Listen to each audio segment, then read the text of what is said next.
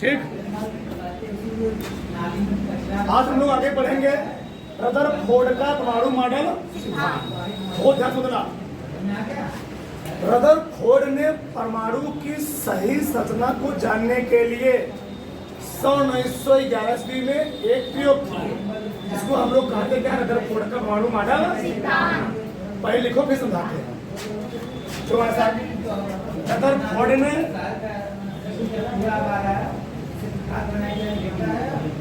Rutherford ने परमाणु की सही संरचना रदरफोर्ड ने परमाणु की सही संरचना जानने के लिए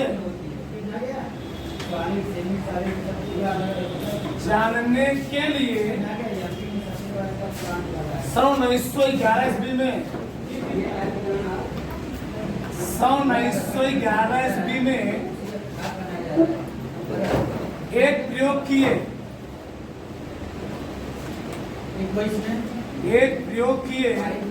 जिसे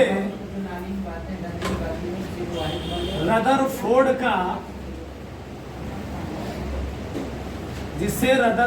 का परमाणु मॉडल सिद्धांत कहते हैं।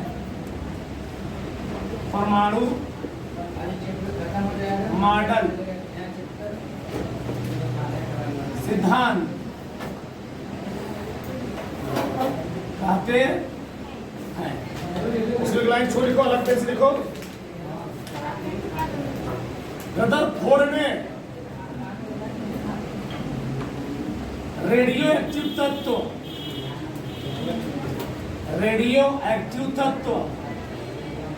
रदरफोर्ड ने रेडियो एक्टिव तत्व पोलोनियम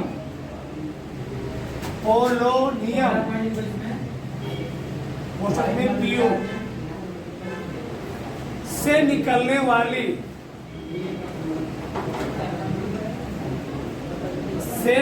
वाली अल्फा कणों को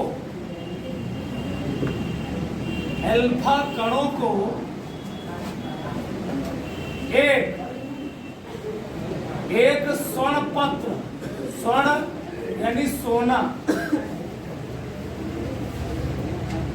स्वर्ण पत्र पर प्रतिदिन गिराया। उसके आधार पर उन्होंने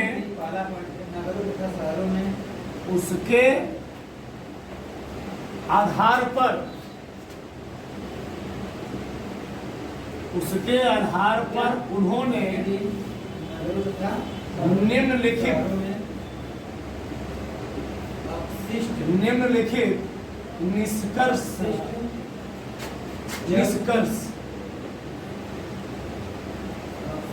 निकाला। बड़ी मात्रा में निम्नलिखित निष्कर्ष निकाले। अब समझो 10 मिनट। चलो, बहुत ही बढ़िया सिद्धांत था। इतिहास का बहुत बड़ी एक क्या थी, खोज थी पूरे इतिहास में, साइंस में।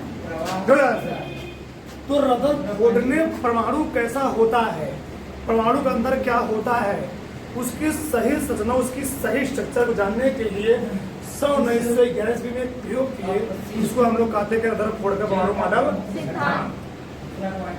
रदरफोर्ड साहब ने किया क्या, उन्होंने, तुम लोग जानते हो, जब रदरफोर्ड साहब प्रयोग कर रहे थे उस टाइम हमको क्या, उस टाइम मैडम क्यूरी और उनके पति पीलियो क्यूरी ने रेडियो एक्टिव तत्व की खोज कर चुकी थी।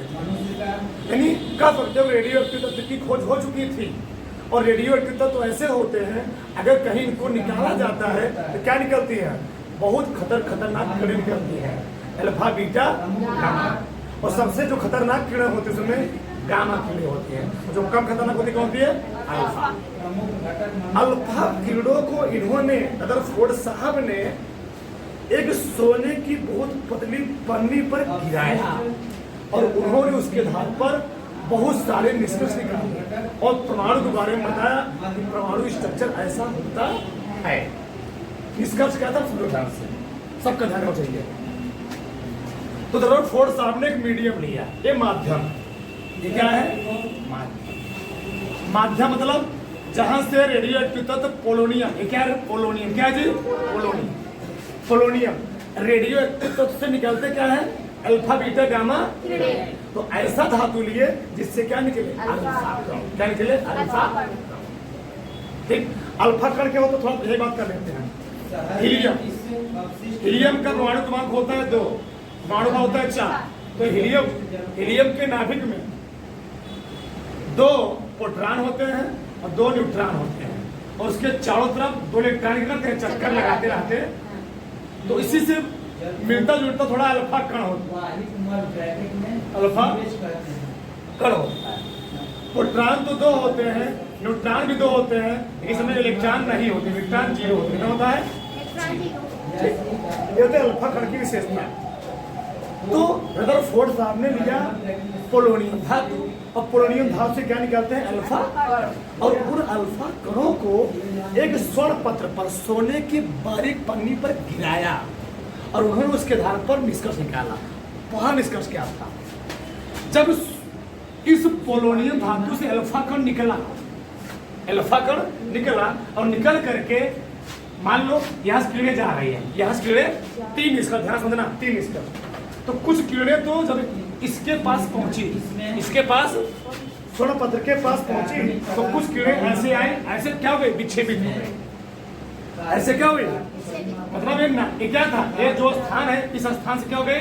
विक्षेपित हो गई। दूसरा, कुछ किरणें जब इसके अंदर गई, ये क्या था? एक वृत्ताकार प्लेट है। क्या है? वृत्ताकार। इस वृत्ताकार प्लेट हम लोग कहते हैं फोटोग्राफिक प्लेट, कहते हैं फोटोग्राफिक प्लेट। ये जो प्लेट की मोटाई रखी गई थी, वह रखी गई थी 100 नैनोमीटर के अंदर रखी गई थी, 100 नैनोमीटर। ठीक, अब इस वृत्ताकार प्लेट के अंदर क्या रखा गया? स्वर्ण पत्र, सोने की बारीक पन्नी। उस पर क्या गिरा गया? अल्फा कणों को भेजा गया। तो जब अल्फा कणों को भेजा गया, तो पहला उन्होंने देखा कि कुछ अल्फा किरणें जब इस पन्नी के पास जाती हैं तो क्या होती हैं? अपने मार्ग से विचलित हो गई, भाग गई। ये पहला पॉइंट था। पहला क्या था? अपने मार्ग से क्या हो गई? अपने मार्ग से विचलित हो गई। जाना चाहिए उनको, सीधे जा रही है, तो क्या हो गई? वो अपने मार्ग से टेढ़ी हो गई, विचलित हो गई। इसके क्या है? अपने मार्ग से विचलित हो जाना। पहला पॉइंट था। दूसरा पॉइंट क्या था? कुछ किरणें ऐसी थी, या समझो, पहला पॉइंट क्या था? पहला पॉइंट से कोई नहीं है। कुछ किरणें ऐसी थी जो बिना विचलित हुए, क्या होती है? सीधे ही निकल जाती, सीधे निकल गई। ये पहला था। और कुछ किरणें क्या हुई? कुछ जो कण थे, कुछ जो किरणें थी जो इससे किरणें निकली, कुछ किरणें जब इसके पास पहुंचती क्या होती हैं? अपने मार्ग पर क्या होती हैं? विचलित यानी विक्षेपित हो जाती है। और जो कुछ किरणें थी, कुछ कण, 20,000 में से एक कण, कुछ कणें ऐसे थी, वो जब इस पॉइंट के पास पहुंचती, इस स्थान पर पहुंचती हैं, तो क्या होती हैं? अपने मार्ग पर पूरा क्या होती है? लौट चली आती है, लौट कर चली आती है। और इन तीनों के आधार पर रदरफोर्ड ने बहुत सारे निष्कर्ष निकाले। पहला निष्कर्ष क्या निकाला? ध्यान समझना। पहला निष्कर्ष, जो किरणें इस पोलोनियम धातु से जो अल्फा कण जा रहा है, अल्फा कण का किरण, जो किरण जा रही है, कुछ किरणें इसके पास जब पहुंची, यानी परमाणु के पास जब पहुंची, तो बिना विचलित हुए अपने मार्ग से निकल गई। तो रदरफोर्ड ने निष्कर्ष निकाला कि किरणें अपने मार्ग में बिना विचलित हुए निकल जा रही हैं। इसका मतलब ये है परमाणु का कुछ स्थान ऐसा है, परमाणु का कुछ भाग ऐसा है जो खाली है। अगर खाली ना होता तो ये भी किरणें क्या होती? अपने मार्ग से क्या होती? विचलित। तो पहले पॉइंट से निष्कर्ष ये निकाला कि परमाणु कुछ भाग क्या होगा? खाली होगा, इसलिए किरणें विचलित नहीं। दूसरा पॉइंट में एक किरणें जब गई तो अपने मार्ग से क्या हो गई? विक्षेपित। बहुत ध्यान रखना, एक किरणें विक्षेपित क्यों हुई? क्योंकि एक किरणें थी अल्फा कण। क्या थी? अल्फा कण। अल्फा कण, और अल्फा कण पर होता है पॉजिटिव चार्ज। क्या होता है? Positive charge. हाँ बताओ, नाभिक में क्या होता है? प्रोटॉन। क्या होता है? नाभिक में होता है प्रोटॉन। किसी परमाणु का जो बीच का सेंटर होता है, अभी नाभिक खुद नहीं हो चुकी, किसी परमाणु जो सेंटर होता है उसमें क्या होते हैं? प्रोटॉन। क्या होते हैं? प्रोटॉन अंदर है। तो जब अल्फा कण यहाँ जा रहा होता है, तो इस पॉजिटिव चार्ज, इस पॉजिटिव चार्ज, दो प्रकार के ये थे तुम लोग आगे 12 में एक साइंटिस्ट, उनका नाम था बेंजामिन फ्रैंकलिन। क्या नाम था? Benjamin Franklin. उन्होंने आवेश खोज किया था और आवेश होते 2 प्रकार के उन्होंने बताया था। समान प्रकार के आवेशों में होता है प्रतिकर्षण, रिपल्सन, यानी अगर पॉजिटिव चार्ज है इन दोनों क्या करेंगे? प्रतिकर्षण। नेगेटिव चार्ज दोनों क्या करेंगे? प्रतिकर्षण। अगर पॉजिटिव नेगेटिव तो ये दोनों क्या करेंगे? आकर्षण। बताओ, तो नाभिक में है प्रोटॉन और अल्फा कण पर कौन चार्ज है? अल्फा कण पर है पॉजिटिव चार्ज और नाभिक में जो प्रोटॉन पर कौन चार्ज है? तो प्लस क्या करेंगे? एक दूसरे को प्रतिकर्षित करेंगे। तो क्योंकि जो कीड़े यहाँ गई और अपने मार्ग से विक्षेपित हो गई, तो इससे रदरफोर्ड ने निष्कर्ष निकाला कि परमाणु के सेंटर में ऐसा कोई धनावेश है कि जब ये कीड़े जा रही है तो इससे कीड़े क्या हो जा रही है? विक्षेपित हो जा रही है। अगर ऋणावेश होता तो क्या होती? इसकी ओर छू जाती। ये क्या था यहाँ पर? परमाणु के सेंटर में, स्थान पर, उसके मेन पार्ट में कुछ भाग ऐसा है, कुछ धनावेशित पार्ट है, वह क्या है? कीड़े क्या हो गए? उससे विक्षेपित हो गई। और तीसरे पॉइंट में क्या बताया? एक किरणें गई और अपने मार्ग से क्या हो गई? तीसरे से उन्होंने निष्कर्ष निकाला कि परमाणु का जो समस्त धनावेश होता है, बहुत ध्यान रखना, किसी परमाणु का जो समस्त धनावेश होता है उसके कहाँ पर है? सेंटर में। कहाँ पर है? सेंटर में है। परमाणु का समस्त धनावेश उसके सेंटर में है। इसलिए यह जब किरण इस सेंटर के पास पहुंची तो अपने मार्ग पर पुनः क्या हो गई? लौट करके आगे निकली नहीं, बल्कि क्या हो चुकी? अपने मार्ग से इससे गई और टकराई, पुनः अपने मार्ग क्या चाहिए? वापस लौट कर चली गई। इससे उन्होंने इस निष्कर्ष निकाला कि परमाणु का जो केंद्र है, सेंटर है, किसी परमाणु सेंटर होता है, उस सेंटर में परमाणु का समस्त धनावेश निहित होता है और इसी को आगे चल के रदरफोर्ड में इस सेंटर को बोले यही नाभिक है। और तुम लोग जानते भी हो बाद में नाभिक की खोज किसने किया था? जो कीड़े अपने मार्ग पर वापस लौट कर आई, इससे उन्होंने निष्कर्ष निकाला कि परमाणु का समस्त धनावेश कहाँ होता है? उसके नाभिक में होता है। इसीलिए यह जो किरण गई वो अपने मार्ग पर पुनः लौट करके, ठीक बात समझना है। और इसी के आधार पर उन्होंने बाद में निष्कर्ष निकाला कि परमाणु का जो मेन पार्ट होता है उसका हम लोग कहते क्या है? नाभिक, न्यूक्लियस कहते हैं। इसलिए न्यूक्लियस को श्रेय पूरा किसको दिया जाता है? रदरफोर्ड को। इसलिए रदरफोर्ड को नाभिकीय विज्ञान का जनक भी कहते हैं। ठीक, नाभिकीय विज्ञान जनक किसको कहते हैं? रदरफोर्ड को, क्योंकि नाभिक खोज किसने किया था? रदरफोर्ड। बताओ, एक प्रयोग समझ में आया? बहुत सारे पॉइंट आगे हम पूरा बात करेंगे। तो पहला पॉइंट लिखो, पहला पॉइंट डिस्कस करना। पहला पॉइंट लिखो, हमारे साथ लिखते रहो। ठीक, अधिकांश अल्फा कीड़े स्वर्ण पद से प्रभावित हुए बिना, अधिकांश अल्फा कण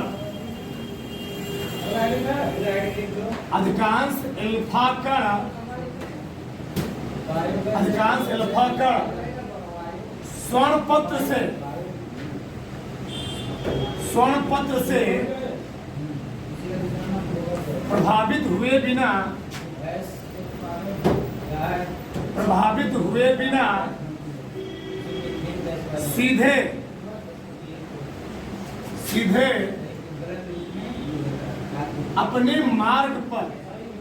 सीधे अपने मार्ग पर चली जाती है।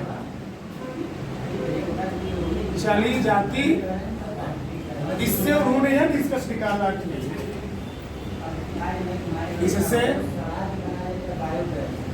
इससे उन्होंने यह निष्कर्ष निकाला कि परमाणु का अधिकांश भाग क्या होता है जी? परमाणु का अधिकांश भाग क्या होता है? खोखला होता है। इससे उन्होंने यह निष्कर्ष निकाला कि परमाणु का अधिकांश भाग,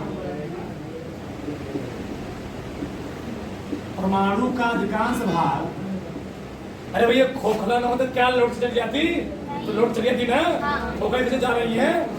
परमाणु का अधिकांश भाग खोखला होता है, खोखला।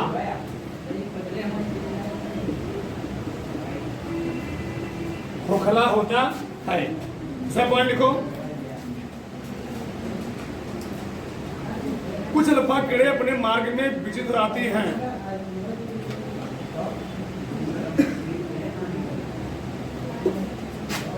कुछ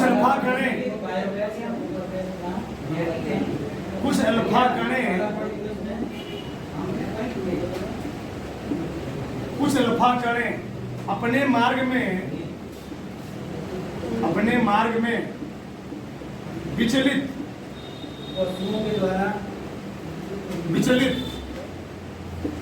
हो जाती हैं।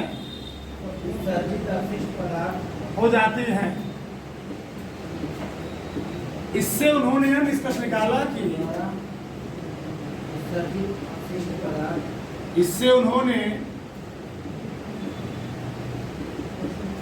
निष्कर्ष निकाला कि परमाणु के केंद्र में कोई धनावेश अवश्य होता है।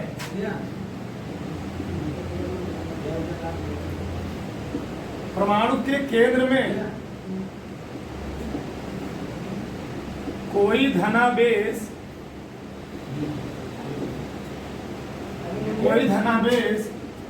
अवश्य होता है, जिसके कारण अल्फा किरणें प्रतिकर्षित हो जाती हैं।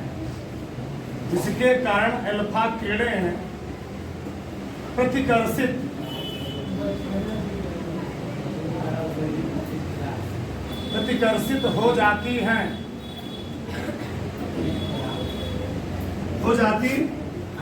दूसरा पॉइंट लिखो, परमाणु का समस्त द्रव्यमान उसके नाभिक में स्थित होता है।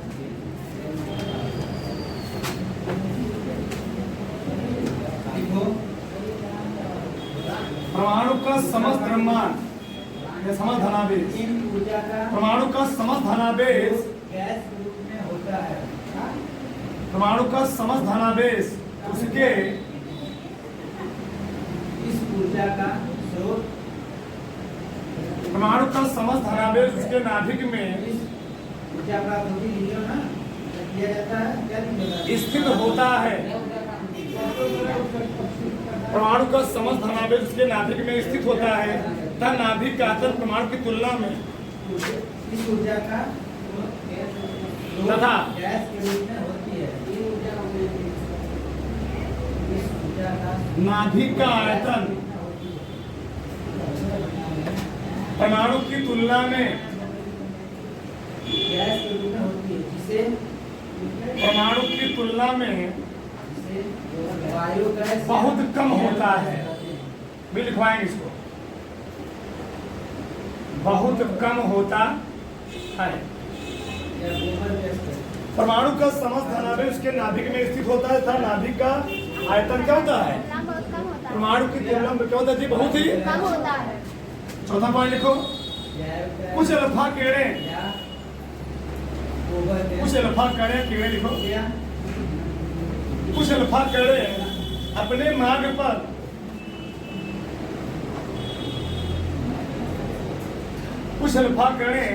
मार्ग पर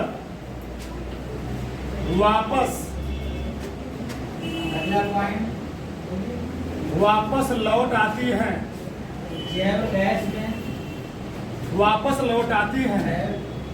इससे उन्होंने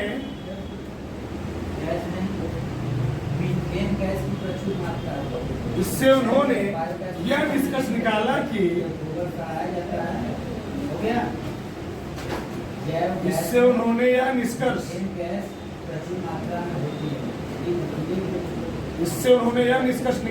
कि एक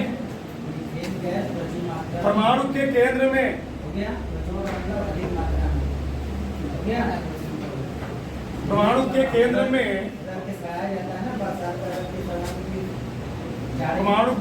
में कोई ठोस स्थान है।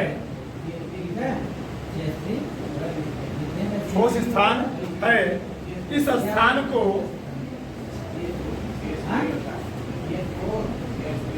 स्थान को क्या कहते हैं जी? मीथेन का फार्मूला क्या होता है? इस स्थान को नाभिक कहते हैं। इस स्थान को नाभिक कहते हैं। मीथेन का फार्मूला क्या होता है? ठीक, समझ देखो ध्यान से।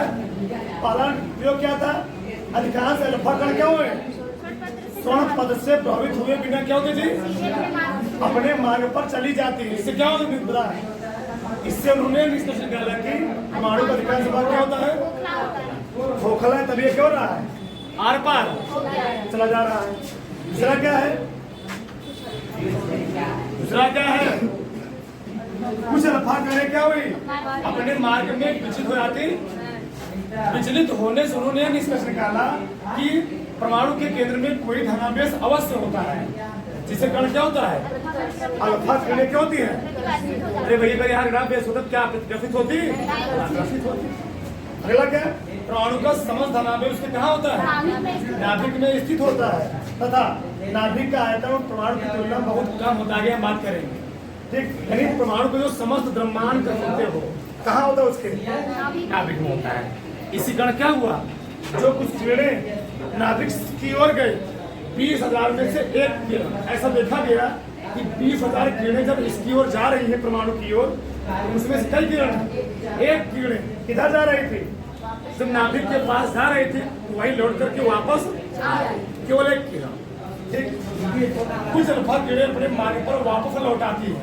इससे उनका निकाला कि परमाणु केंद्र में कोई ठोस स्थान, इस स्थान हम लोग कहते क्या है? यानी इससे उन्होंने बताया कि परमाणु केंद्र में ऐसा कोई स्थान है जहां पर परमाणु का समस्त द्रव्यमान क्या होता है? संकेंद्रित होता है, जिसे किरणें कम होने मार्ग पर क्या होती है? वापस लौटकर चली जाती। यहाँ तक किसी कोई प्रॉब्लम कर लो।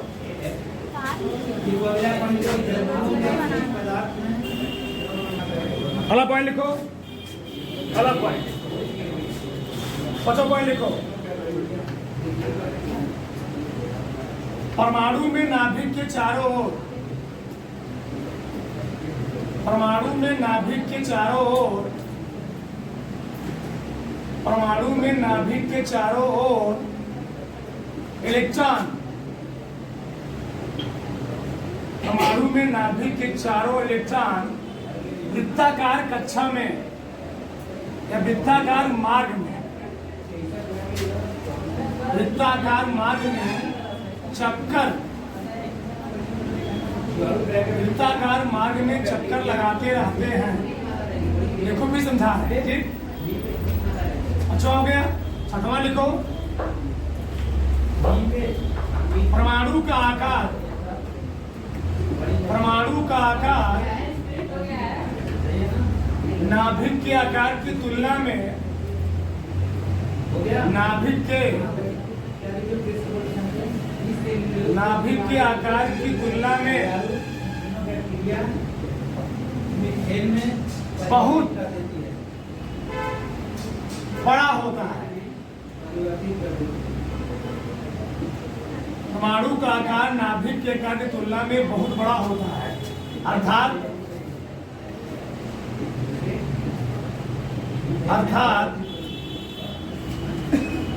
परमाणु का आकार, ये मेन है, ये ध्यान रखिए। परमाणु का आकार होता है 10⁻⁻15 मीटर।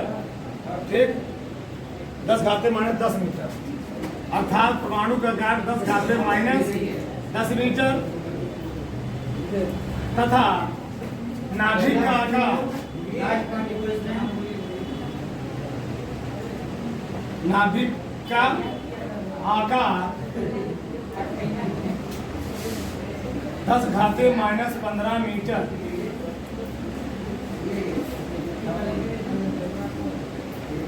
होता है। ठीक, थोड़ा समझो, पूरा समझो। हमने 5वां पॉइंट क्या लिखा?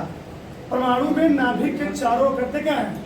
इलेक्ट्रॉन वृत्ताकार मार्ग में चक्कर लगाते आते हैं। यही थोड़ा गलत बोल गए। जो परमाणु में नाभिक जो इलेक्ट्रॉन होते हैं वह वृत्ताकार मार्ग में चक्कर लगाते रहते हैं। मतलब किस वृत्ताकार कक्षक में, किस कक्षक में, किस ऑर्बिट में, किस कोश में इलेक्ट्रॉन चक्कर लगा रहा है, यह सही से प्रूफ नहीं कर पाए। और इसी नियम का बाद में इनका नियम क्या कर गया, बाद में नील्स बोर में 1913 ईस्वी में इनके नियम में संशोधन करके अपना नियम दिए। इसको हम लोग पढ़ेंगे आगे, नील्स बोर का परमाणु मॉडल सिद्धांत। बस यही थोड़ा मिस्टेक बोल दिए थे, इलेक्ट्रॉन कहाँ चक्कर लगा रहा है भैया, नाभिक के चारों तरफ क्या एक ही वृत्ता का कक्षा है, अलग अलग कक्षा है और हर कक्षा की ऊर्जा क्या है, अलग अलग है। तो इन्होंने क्या बोला कि कोई जो इलेक्ट्रॉन होता है वह नाभिक के चारों तरफ किसी कक्षा को चक्कर लगा सकता है। थोड़ा यही मिस्टेक हो गया। ठीक, अगला क्या, परमाणु जो आकार होता है, आकार की त्रिज्या, आकार का मतलब त्रिज्या, यानी परमाणु का जो त्रिज्या होता है, किसी परमाणु जो त्रिज्या होता है वह नाभिक के त्रिज्या से बहुत ज्यादा होता है। बताओ 10 घाते -10 बड़ा, 10 घाते -15 बड़ा है, 10 घाते -10 ये बड़ा है और ये क्या है, छोटा। तो परमाणु जो होता है वह नाभिक से कितना बड़ा है निकाल सकते हैं। देखो कितना बड़ा, देखो समझा दे, तुम आपको सोचो तो परमाणु, देख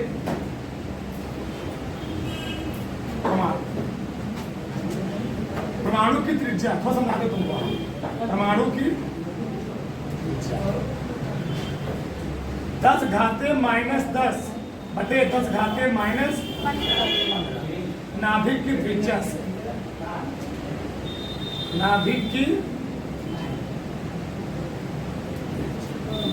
हल करोगे कितना आएगा जी, 10 घाते 15 देगा ना, 10 घाते 5, 10 घाते 5 में रहे हो, 1 लाख इकाई, दहाई, सैकड़ा, हजार, 10,000, एक इतना लाख, इतना लाख।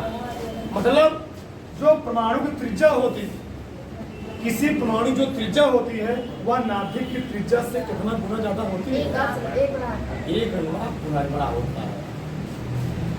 इतना बड़ा होता है कौन, परमाणु। सोचो, मतलब नाभिक जो क्या है बहुत ही छोटा आकार का, और परमाणु की तुलना में क्या है, बहुत ही बड़ा। जैसे हम लोग जानते हैं हमारे, अगर हम पृथ्वी और सूर्य की तुलना करें, पृथ्वी और सूर्य की तुलना करें तो जो सूर्य है वह पृथ्वी से 109 लाख गुना बड़ा है।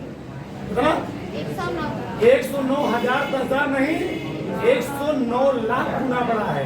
यानी अगर हम पृथ्वी माई को, अगर हम सूर्य देवता को मान ले फुटबॉल, क्या मान ले, अगर सूर्य देवता को मान लिया जाए फुटबॉल, तो जो पृथ्वी माई है ना, एक सरसों के बीच के, एक सरसों के दाने बराबर होते हैं।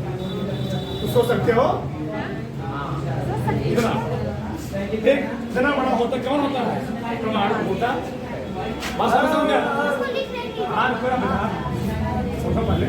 ठीक, तो परमाणु त्रिज्या कितनी होती है, परमाणु त्रिज्या 10 घाते -10, और नाभिक क्या त्रिज्या कितनी होती है, माइनस। आगे देखिए, फोर्स साहब ने 17वें पॉइंट में बोला, लिखो मेरे साथ, किसी परमाणु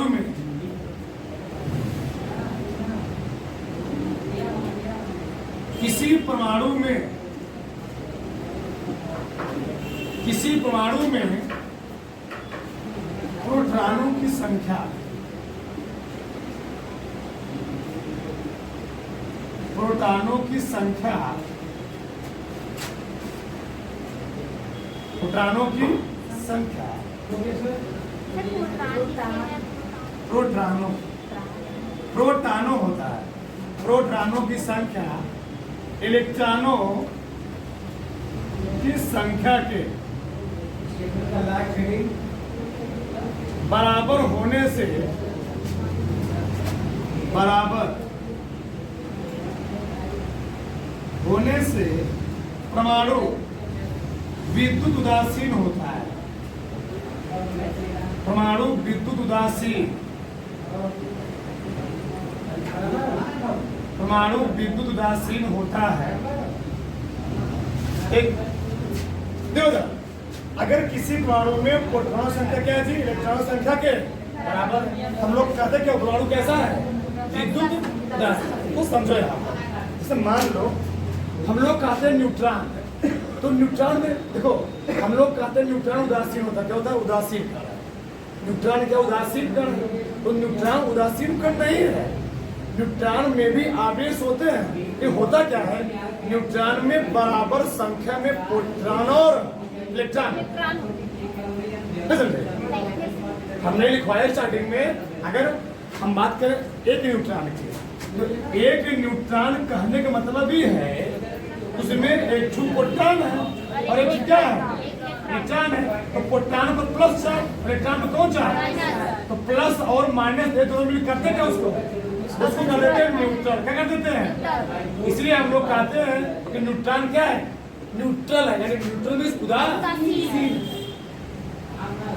न्यूट्रॉन में भी चार्ज होते हैं। जैसे मैं कहूँ टू न्यूट्रॉन, इसका मतलब क्या है? इसमें दो प्रोटॉन है और दो क्या है? इलेक्ट्रॉन। तो दो प्लस और दो माइनस मिल क्या कर देंगे इसको? न्यूट्रल। मतलब क्या हो गया है? मतलब न्यूट्रॉन में बराबर संख्या में प्रोटॉन और क्या होते हैं? इलेक्ट्रॉन। बना लो इसको, फिर आगे हम बात देखो। एक पॉइंट और लिख लो। 8वां पॉइंट, इलेक्ट्रॉन जिस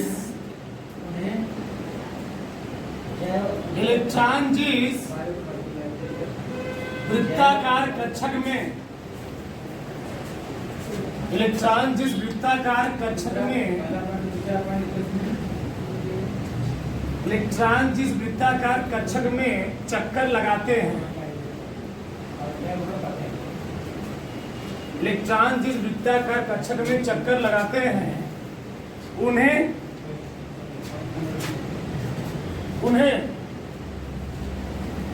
कोष,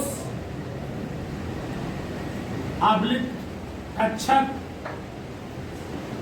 आब्लिक कक्ष, आब्लिक ऑर्बिट, आब्लिक 5-4 नाम है इसका, बार बार आएगा तो कंफ्यूज हो गए। ऊर्जा स्तर कहते हैं। कितने नाम हुए जी? 6 नाम हुए। तो इलेक्ट्रॉन जो है वृत्ताकार मार्गों में चक्कर लगाता है, जो है वृत्ताकार मार्ग है, सही है, जो है वृत्ताकार मार्ग में, सही है, मार्ग सही है। एक तो इलेक्ट्रॉन जिस वृत्ताकार मार्ग में चक्कर लगाते हैं, उस मार्ग को हम लोग कहते क्या जी? कोष कहते हैं, कक्षक कहते हैं, कक्ष कहते हैं, ऑर्बिट कहते हैं, ऊर्जा स्तर कहते हैं। तो कई नाम हुए इसका, बार बार आए तुम लोग कंफ्यूज हो, समझ आया ना? हाँ, ये हुआ। आगे लिखो सबसे मेन पॉइंट, लास्ट पॉइंट क्या लिखोगे? नोट लिखो, नोट। नाभिक की खोज, नाभिक की खोज, नाभिक की खोज रदरफोर्ड ने किया था।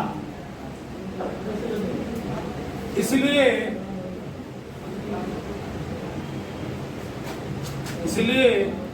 इन्हें नाभिकीय विज्ञान का जनक कहा जाता है। इसलिए इन्हें नाभिकीय विज्ञान का जनक, father of nuclear science, father of nuclear science जनक कहा जाता है।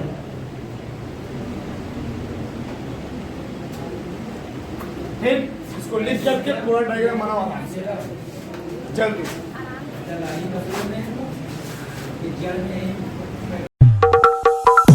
Lights, camera, action.